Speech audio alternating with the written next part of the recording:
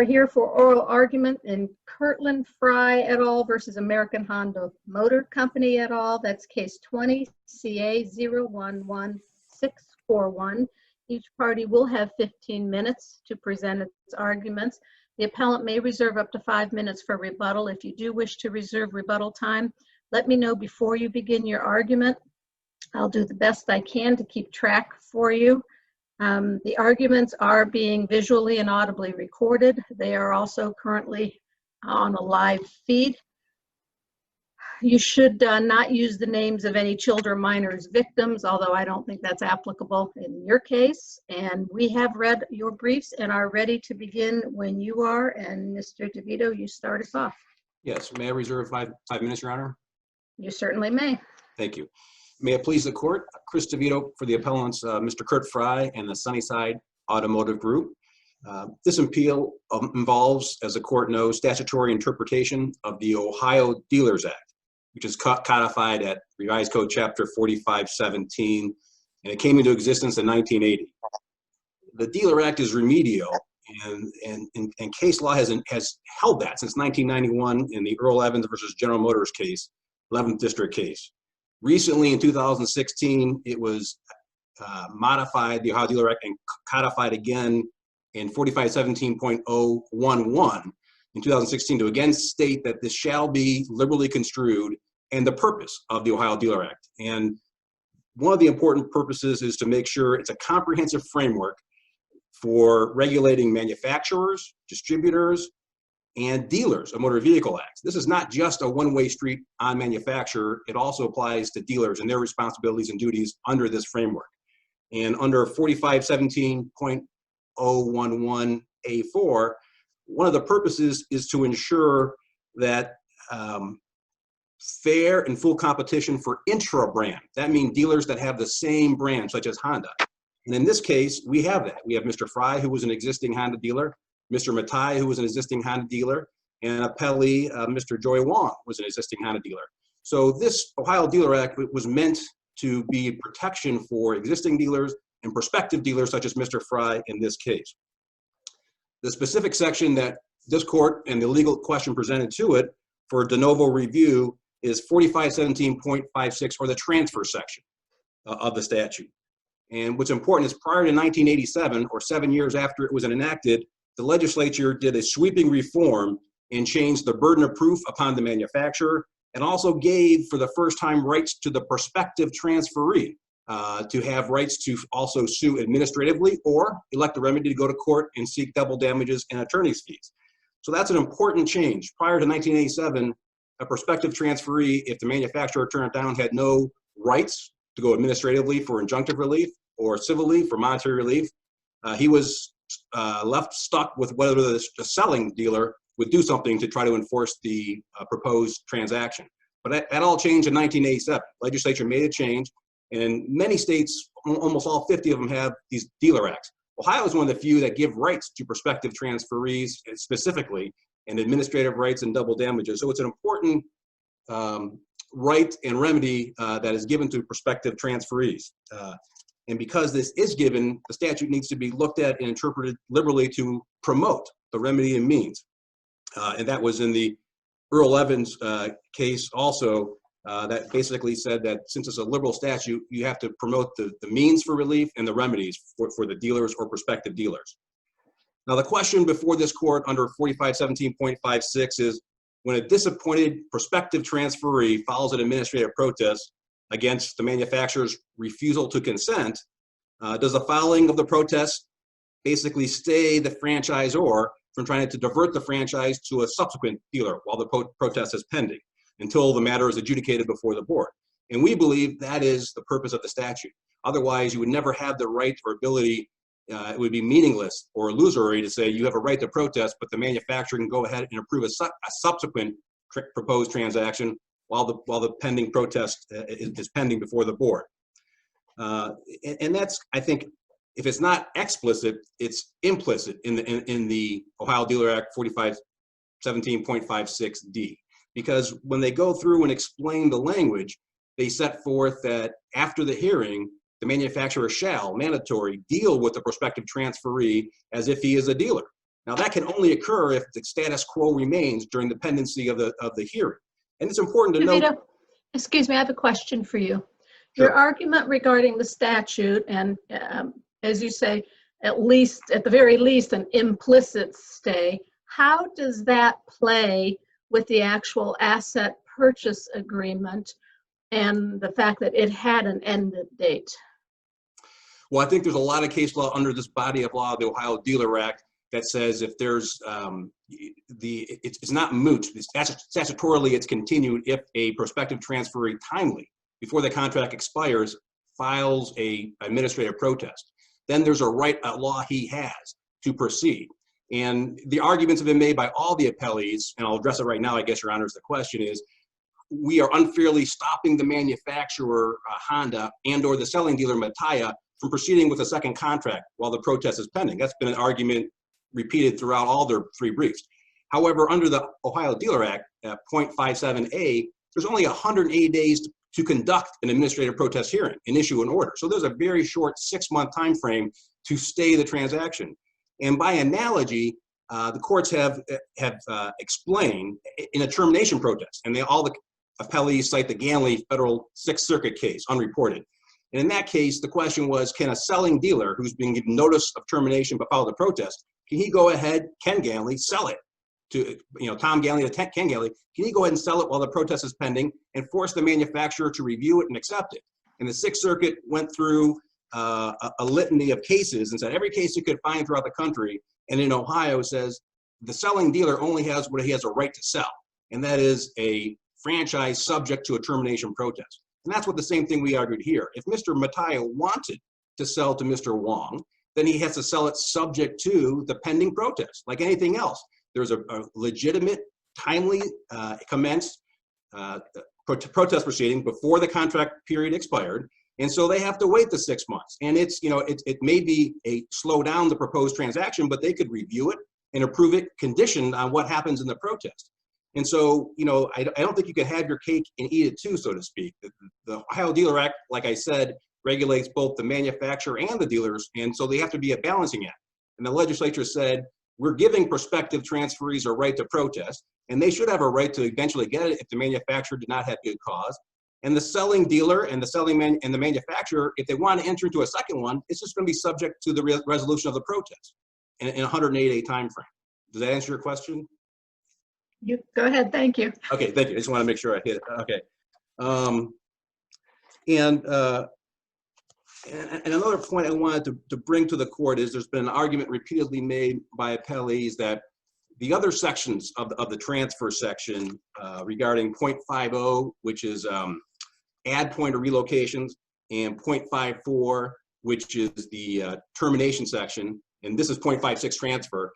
The first two, 0.50 and 0.54, have the phrase before the hearing, the manufacturer, cannot, doesn't use the word stay or injunction, but it says before the hearing, the manufacturer can't take any action.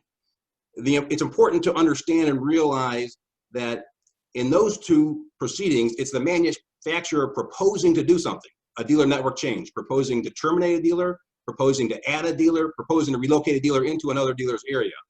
In a transfer section, it's different. It's either the dealer or the prospective dealer filing a protest against the manufacturer trying to affirmatively get some relief, which is a transfer. So if you look at those languages, there's no need to have the phrase before the hearing, because if the manufacturer wants to approve before the hearing the transfer, that's great. That's what we're trying to do. That's the action we're trying to commence. The other actions of termination, relocation, add point, the legislature put in there, Mr. Manufacturer, you cannot proceed with your proposed change that may harm the dealer. You cannot add a dealer. You cannot relocate a dealer closer. You cannot terminate a dealer until after the hearing. And after the hearing, if you don't have good cause, you must comply with the board's order.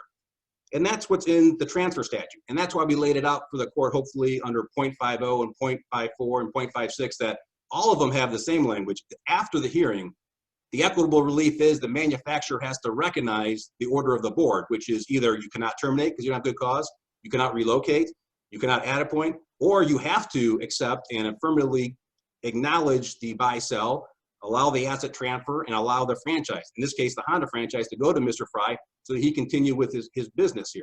So grammatically speaking and in English language, there was no need for the legislature to say before the hearing you can't allow the transfer. That doesn't make any sense. That's the relief that the prospective transferee is seeking. The manufacturer wants to allow it. The legislature did not stop the manufacturer from doing that. So it makes perfect sense, and it only makes sense to state that there is an implied or explicit stay of any action, subsequent transfer of that franchise until the hearing occurs. Otherwise, the other argument that's repeated throughout the briefs, which is, I think, frivolous, once a dealer commences, a prospective transferee commences administrative, he doesn't have a right to money damages. You can only get double damages if you commence a civil lawsuit. In this case, Mr. Frye does not want money damages. He wants the equitable relief of the franchise. And so he filed administrative protest timely. And then when he asked the board when he heard wind that the franchisor was trying to violate the stay, he asked the board, and the board said, I don't think I have power over third parties. Actually, the board does have power. It has power, number one, over the manufacturer, who's not a third party, to say you can conditionally approve it, but you can't go through with it until the board's hearing. And plus, the board has provisions under 0.64 where it can apply to the courts, the common pleas courts, for equitable relief. The board cannot give injunctions or stays. I just wanted to, sorry to interfere with that last thought. I just wanted to let you know you're getting into your rebuttal time. You're welcome to keep going. I will reserve the rest of rebuttal. Thank you, Your Honor. Okay.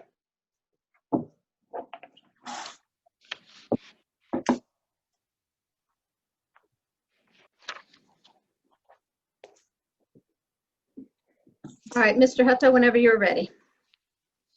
Thank you, Your Honor, and I appreciate the opportunity today to present the argument on behalf of American Honda.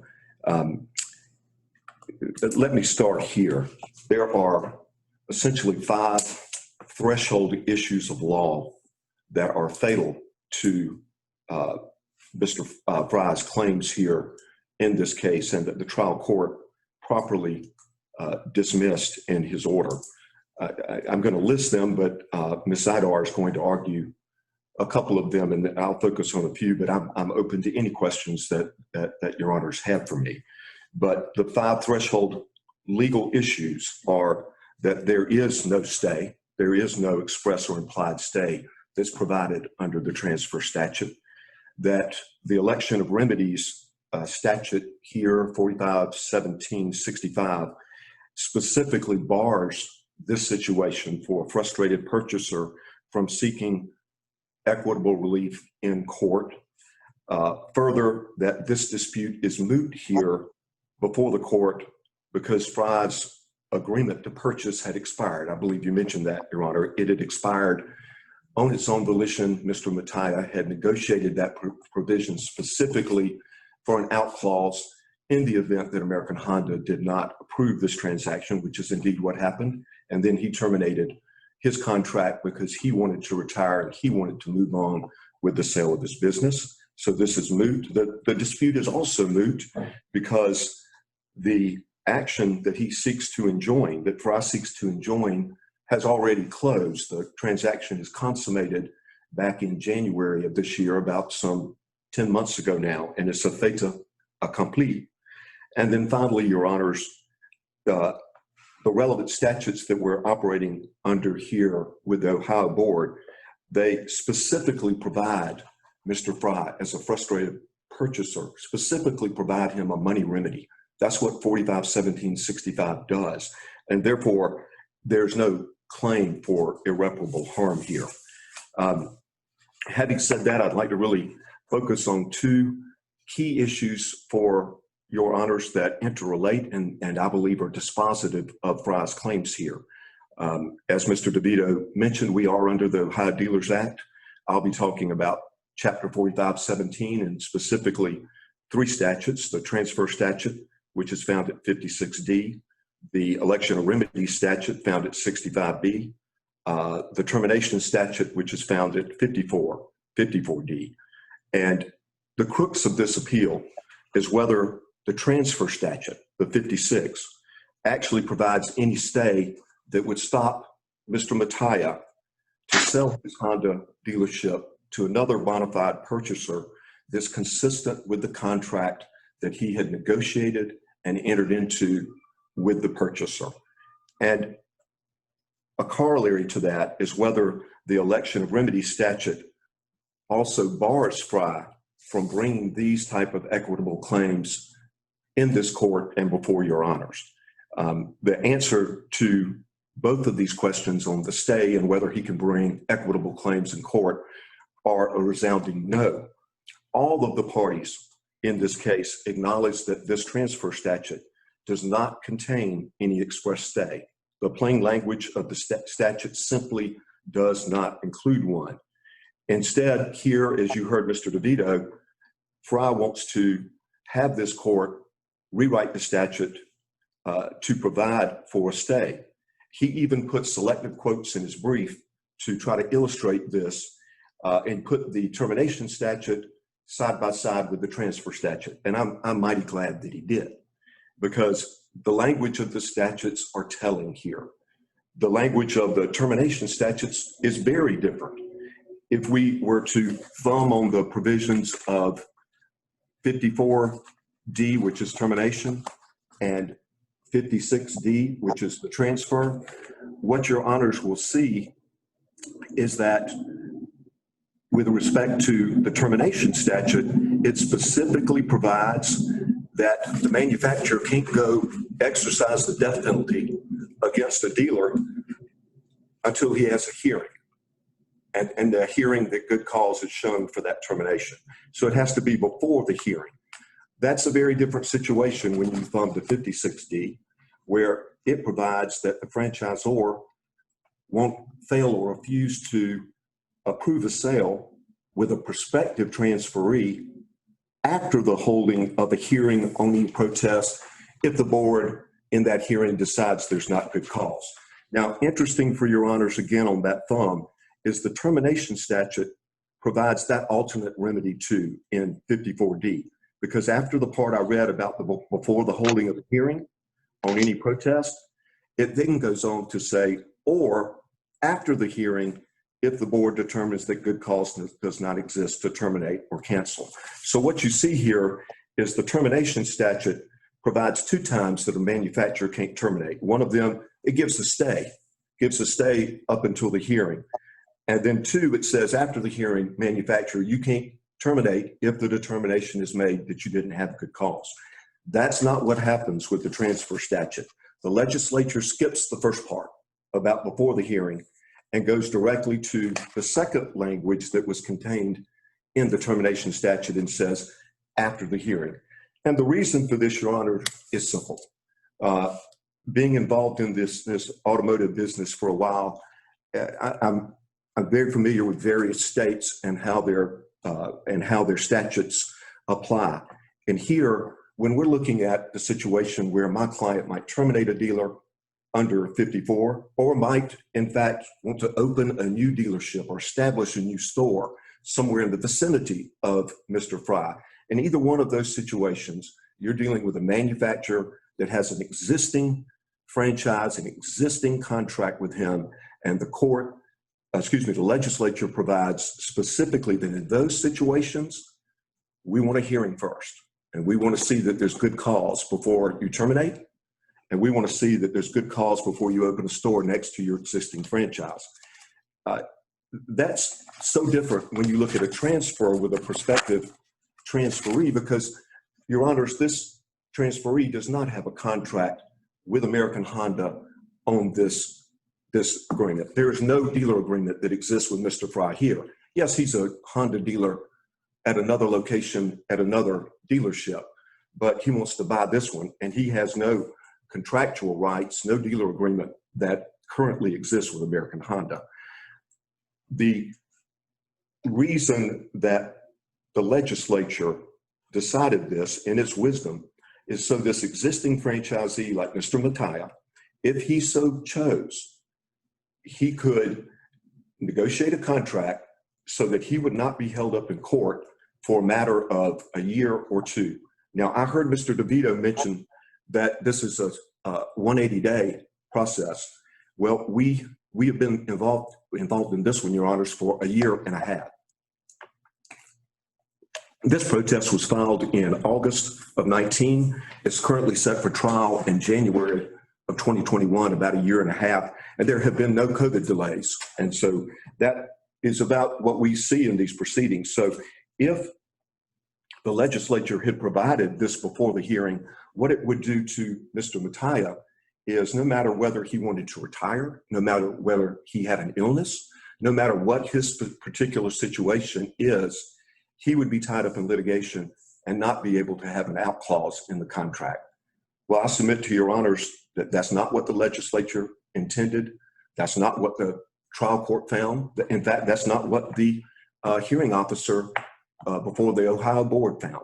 All of them found that the statute is unambiguous, that it does not provide a stay such that the seller, in this instance, could proceed with selling his business, which is what happened here. And also, because it would further comply with the transfer statute, because American Honda has a duty to review and evaluate any new proposal that came forward. So consistent with that, that's what happened in this case. And try as he may, Frye's counsel cannot change the words after the hearing to before the hearing. I heard his argument there, but he can't change the words that were provided in the other two statutes that deal with a termination or open point, and the distinguishing factor that the court made here. They really made an elegant solution here to balance the interest of their selling dealer, who already has this contract with American Honda, an existing franchisee and a prospective franchisee. And they did give the prospective franchisee a remedy. Mr. DeVito kind of avoided that a little bit, but they did give them a remedy. In 1987, yes, the transfer statute was amended to allow a prospective transferee to protest, but also importantly, in 1987, under 65, the prospective transferee was added to give a cause of action for double money damages. So, just so you know, counsel, you've used up your 10 minutes.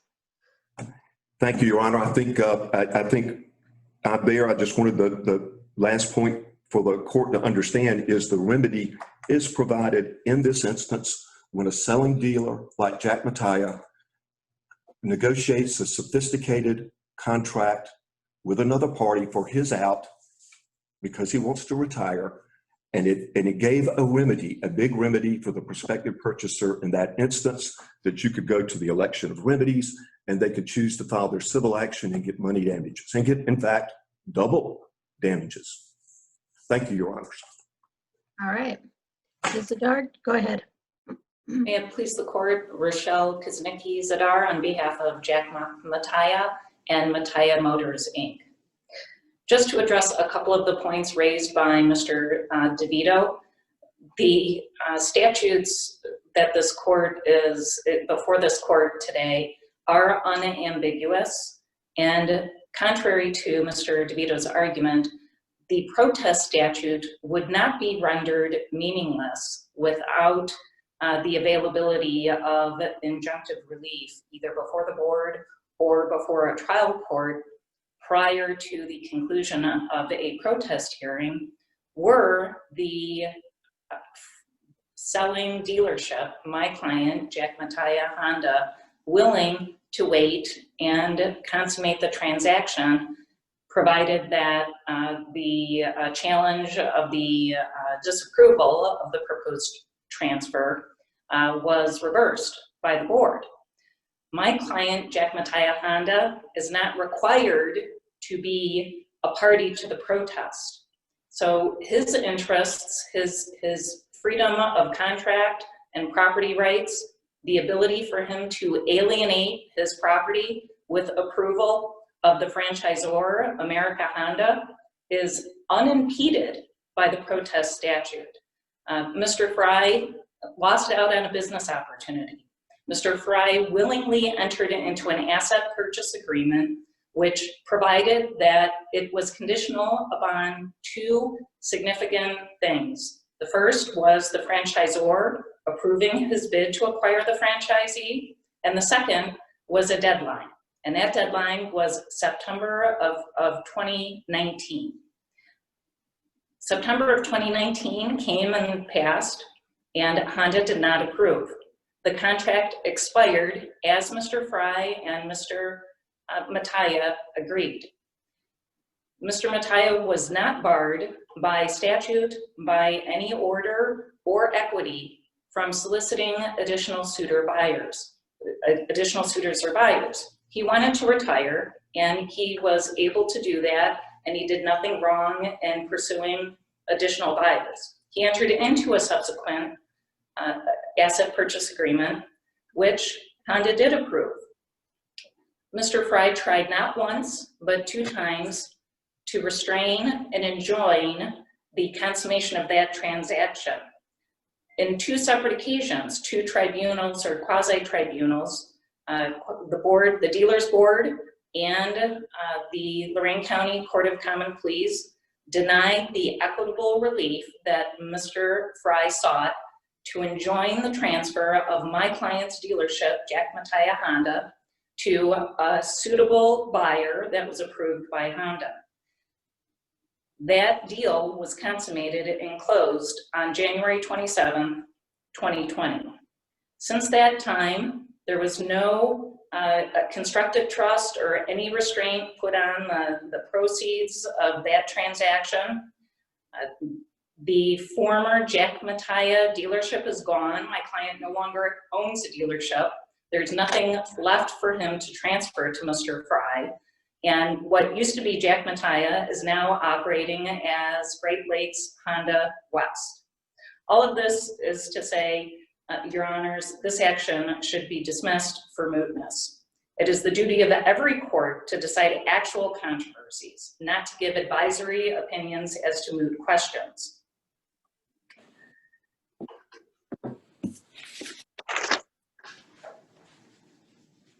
This court has previously recognized this important doctrine in several cases that are cited in all appellees' briefs, but I would bring the court's attention here to a couple. In Morg versus Waltco Truck Equipment, out of a case this court decided dealt with the attempt to obtain an injunction, the denial of that injunction, and then an appeal regarding the construction of a structure. Counsel, I have to interrupt. Your time is up. We will check out those cases. All right. Thank you. Your Honor, we just asked the court to affirm the trial court. Thank you very much. Mr. DeVito, back to you, and go ahead and unmute. Thank you, Your Honor. Can you hear me? Sure can. Okay. Well, let me take a couple of the points in rebuttal.